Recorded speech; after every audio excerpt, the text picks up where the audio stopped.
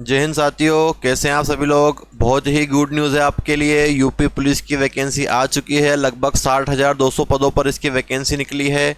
और साथ ही साथ जो इसमें एज आपकी कम पड़ रही थी वो भी आपकी बढ़ा दी गई है ना। जिनके इसमें एज कम दी गई थी 18 से 22 साल, तो 3 साल की छूट दे दी गई है सभी के लिए। तो सभी के लिए बहुत खुशखबरी है। और साथ में बड़ी खुशखबरी ये भी है कि इसका जो सिलेबस है as it is SSC GD का है ना। जो उसमें टॉपिक आने वाले हैं इसमें भी आने वाले हैं। तो बहुत अच्छे से आप तैयारी कर सकते हैं और सिलेक्शन ले सकते हैं, है ना। तो 23 हम इस आप लोगों ने इसका नोटिफिकेशन पढ़ भी लिया होगा, लेकिन हम आपको स्टेप बाय स्टेप सारी चीज़ें आपको एक बार बता देते हैं।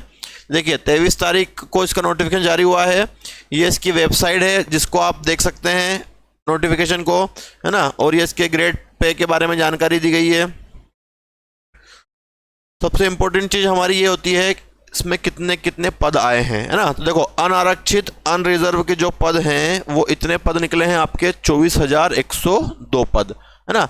अब सबसे बड़ी चीज़ ये कि अगर हम अदर स्टेट के स्टूडेंट हैं तो हम क्या किस कैटेगरी में अप्लाई करेंगे, तो आपका अनरिजर्व में ही अप्लाई होगा, है ना। आप किसी भी स्टेट से किसी भी कैटेगरी में आते हैं, अगर आप यूपी स्टेट से नहीं हैं तो आपको अनरिजर्व में ही अप्लाई करना पड़ेगा। अगर आपका मूल निवासी यूपी का बना हुआ है तो ही आप कैटेगरी में अप्लाई कर पाएंगे, अन्यथा आप अनरिजर्व में अप्लाई करेंगे। EWS के 6,024 पद हैं। अन्य पिछड़ा वर्ग के 16,264 पद है। अनुसूचित जाति SC के 12,650 पद हैं। और जनजाति के 1,204 पद है। टोटल 60,244 पद निकले हैं। और 2018 के बाद ये भर्ती आई है और बम्पर भर्ती है। बिल्कुल आपको सिलेक्शन लेना ही है इसमें। अभी से आप अपनी तैयारी में लग जाएं।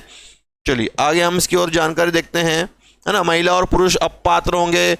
परीक्षा किस तो आपको दिया गया है। और सबसे चलिए अब अगला हमारा जो मेन चीज़ है कि जो हमारे ऑनलाइन आवेदन है वो 27 दिसंबर से स्टार्ट हो जाएंगे। और लास्ट डेट जो है इसकी 16 जनवरी है और 18 जनवरी तक आप इसमें करेक्शन करवा सकते हैं।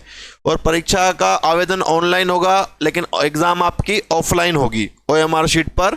और 400 रुपये इसका शुल्क रहेगा। और जो आपका पोर्टल चार्ज देता है वो अलग रहेगा, है ना। चलिए नेक्स्ट जानकारी हम देखते हैं।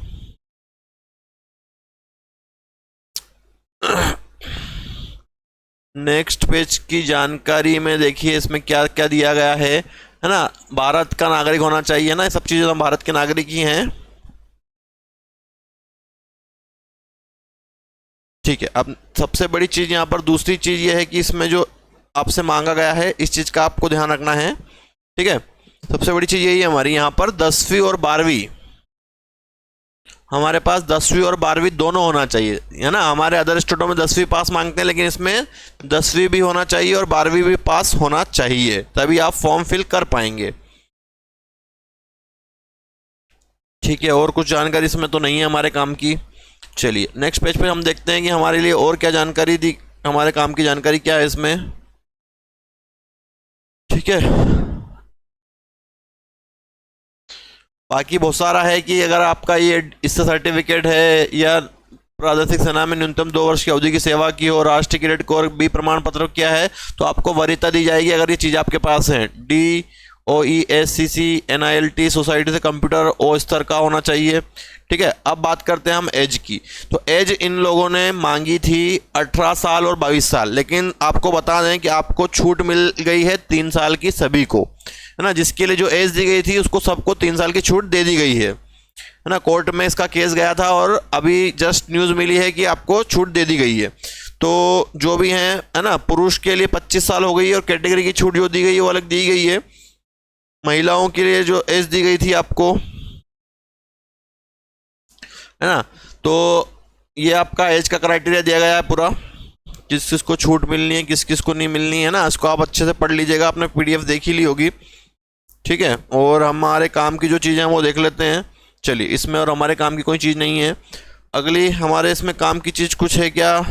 चलिए कुछ, है ना, इसमें भी हमारा कुछ काम का नहीं है। जो आपके काम की चीज़ें हैं वो बता देते हैं। देखो, एग्ज़ाम की पैटर्न की बात करते हैं, है ना। तो एग्ज़ाम का पैटर्न ये रहने वाला है आपका। इस एग्ज़ाम के पैटर्न में जो है आपके 150 क्वेश्चन होंगे। कितने 150 और एक 2 नंबर का क्वेश्चन होगा, मतलब 300 नंबर का पेपर होगा और नेगेटिव मार्किंग भी है 0.50, मतलब आधा नंबर की माइनस मार्किंग रहने वाली है इसमें। और सिलेबस में आपका ये देखो मैथ्स है, रीजनिंग है और जीके साइंस और हिंदी है ना। ये 0.5 का आपका ऋणात्मक नंबर है, तो इस चीज़ का आपको ध्यान रखना है ना। नेगेटिव मार्किंग भी है इसमें और पेपर ऑफलाइन होगा OMR शीट पर। चलिए अगला देखते हैं हम, और इसमें और जानकारी देखते हैं हम। चलिए तो सब एग्जाम की जानकारी दी गई है ना। बाकी आप उसको डिटेल में पढ़ लीजिएगा। अगर किसी को PDF चाहिए तो हमसे संपर्क करके ले सकते हैं या इसकी साइट से डाउनलोड कर सकते हैं। चलिए आगे देखते हैं और क्या काम का है इसमें हमारे, है ना। ये सब डॉक्यूमेंट वगैरह हैं, चाहे तो आप इसको पढ़ लेंगे क्या क्या काम का है इसमें, है ना। जो हमारे काम का है हम देख लेते हैं बस। देखिए सबसे अच्छी चीज़ ये है आपके लिए, हाइट। सामान्य और अन्य पिछड़े वर्ग और अनुसूचित जातियों के पुरुष अभ्यर्थियों के लिए न्यूनतम ऊंचाई 168 सेंटीमीटर हाइट होना चाहिए आपकी। कितनी होना चाहिए मेल कैंडिडेट के लिए? 168 सेंटीमीटर, है ना। किसी कैटेगरी को छूट नहीं दी गई है, सिर्फ ST कैटेगरी को छूट दी जाती है ना। नेक्स्ट पेज में हम आपको बताते हैं। सामान्य, अन्य पिछड़ा और अनुसूचित जातियों के लिए अभ्यर्थियों के लिए 168 सेंटीमीटर हाइट होना चाहिए पुरुष के लिए, है ना। अब बात करते हैं हम यहाँ पे, देखो, और अनुसूचित जनजाति के लिए जो हाइट होना चाहिए 160 सेंटीमीटर। अनुसूचित जनजाति 160 सेंटीमीटर हाइट होना चाहिए, है ना। और अन्य पिछड़ा वर्ग और के लिए सीना, जो सीना है, सीना जो आपका होना चाहिए वो 79 मीटर का होना चाहिए। 79 सेंटीमीटर आपको उसको बिना फुलाए सीना होना चाहिए और 84 फुला के होना चाहिए। और अनुसूचित जनजाति के लिए 77 बिना फुलाए और 82 सेंटीमीटर फुला के होना चाहिए। न्यूनतम 5 सेंटीमीटर का फुला होना जरूरी है। महिलाओं की बात करें तो महिलाओं के लिए हाइट मांगी गई है 152 सेंटीमीटर सभी कैटेगरी के लिए ST को छोड़ के, और ST के लिए मांगी गई है 147 सेंटीमीटर, है ना। 147 ST के लिए। आगे बात करते हैं तो आगे जो आपकी काम की चीज़ है, न्यूनतम वजन महिलाओं का मांगा गया है 40 किलो, ठीक है, इतना महिलाओं का होना चाहिए। तो ये आपकी थोड़ी जानकारी हो गई। और अब आगे हम इसका फिजिकल वगैरह के बारे में देख लेते हैं। फिजिकल टेस्ट, देखो फिजिकल भी उसमें एक ही इवेंट मांगा गया है सिर्फ आपके लिए। पुरुष अभ्यर्थियों के लिए जो है 4.8 किलोमीटर की रनिंग है 25 मिनट में, और महिलाओं के लिए 2.4 किलोमीटर 14 मिनट में पूरी करनी है, ठीक है। और बाकी और कोई इसमें प्रक्रिया नहीं है।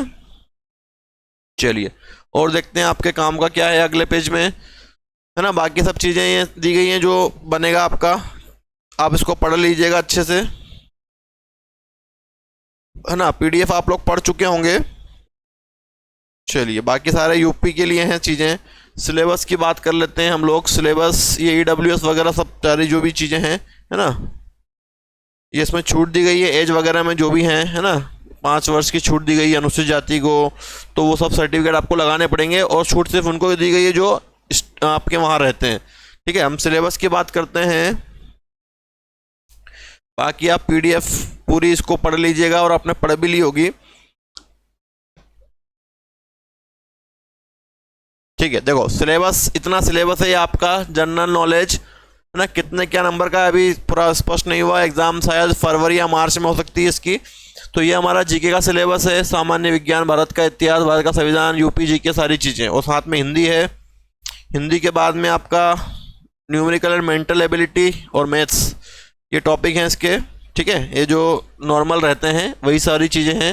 ये रीजनिंग का टॉपिक है आपके, है ना। तो ये सब चीज़ें आपको पढ़नी है, कोई प्रॉब्लम आनी नहीं है। तो बहुत अच्छी वैकेंसी है और बम्पर वैकेंसी है, तो आप इसकी तैयारी में लग जाएं। अभी आपका SSC का पेपर भी है GD का, साथ ही साथ उसकी भी तैयारी आपकी कंप्लीट हो जाएगी। तो अदर स्टेट के स्टूडेंट भी इसको फिल करें, और एज का रिलैक्सेशन मिल चुका है ना। तो अच्छे से तैयारी में लगें। हम YouTube पर आपको क्लास भी प्रोवाइड करेंगे, आप उनको आराम से देखें और अपनी तैयारी में लगे रहें। जय हिंद।